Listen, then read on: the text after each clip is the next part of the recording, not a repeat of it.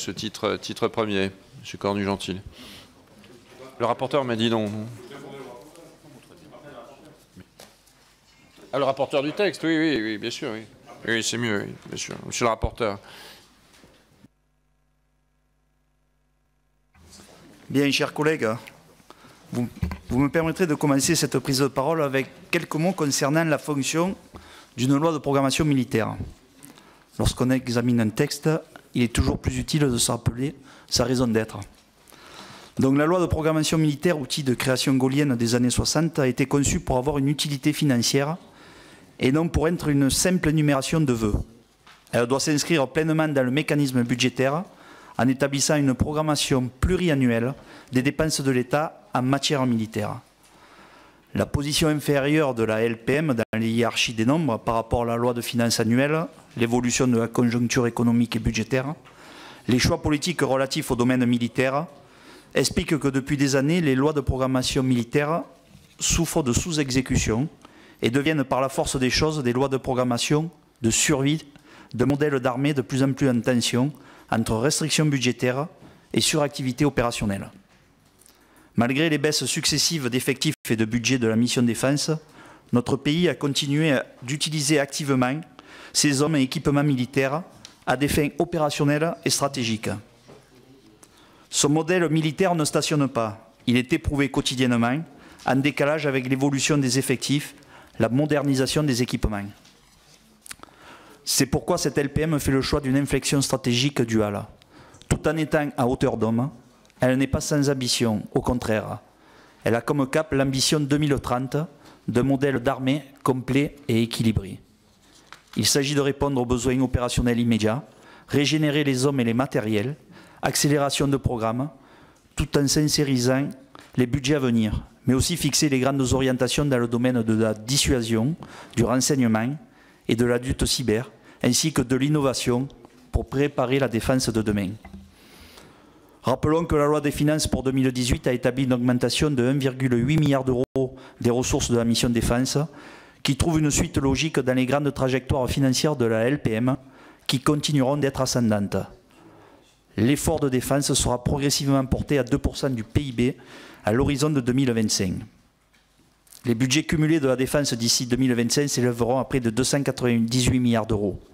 Sur la période 2019-2022, les enveloppes de crédit de paiement ont été fixées en augmentation de 1,7 milliard d'euros par an. Les efforts pour assainir la gestion et rendre les prévisions plus sincères sont aussi remarquables. Le report de charges sera ramené à environ 10% à l'horizon 2025.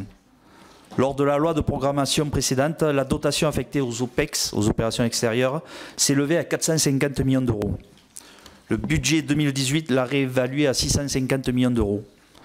La LPM prévoit que cette dotation atteigne 850 millions d'euros en 2019, puis 1,1 milliard d'euros par an à partir de 2020.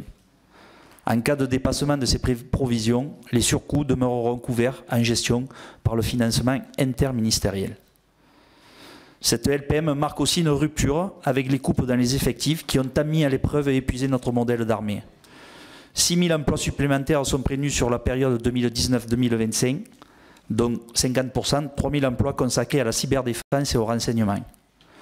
Je soulignerai également l'effort notoire produit en faveur de l'entretien programmé du matériel. C'est ainsi que 22 milliards d'euros sur 2019-2023 sont prévus pour une programmation prévisionnelle de 35 milliards tout au long de la LPM.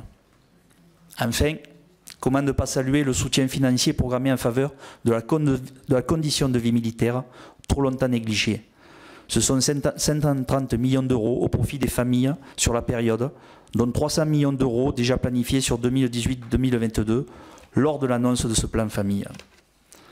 La pleine satisfaction de l'objectif financier de cette programmation est toujours suspendue à l'évolution du contexte macroéconomique et opérationnel. Il est impossible de supprimer tout aléa. Cela étant, cette LPM se démarque par l'absence de paris sur des recettes exceptionnelles, incertaines, et par des provisions plus réalistes, plus robustes. Pour autant, une loi de programmation reste une loi de programmation, et l'on ne peut en faire une loi de finances de 6 ans. Le cadre financier posé par cette LPM est forcément moins rigide, sans pour autant que cela signifie absence de cadre. Cette LPM voit ses phases clairement définies et sa construction n'est pas prévue pour voir son équilibre général remis en cause en raison des réactualisations. La première étant prévue en 2021. Elle est aussi conçue pour évoluer en cohérence avec la loi de programmation des finances publiques. Il y a des éléments de programmation qui renvoient à des ambitions politiques dépassant le seul cadre national.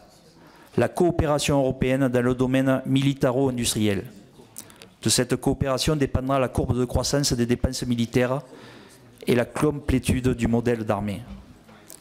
Pour nous en tenir à cette présentation de loi de programmation militaire 2019-2025, j'inviterai bien entendu la Commission des finances à formuler un avis favorable, compte tenu de l'équilibre satisfaisant qu'il ménage entre les enseignements tirés de la revue stratégique et la restauration des comptes de l'État. Je vous remercie. Merci, monsieur le rapporteur.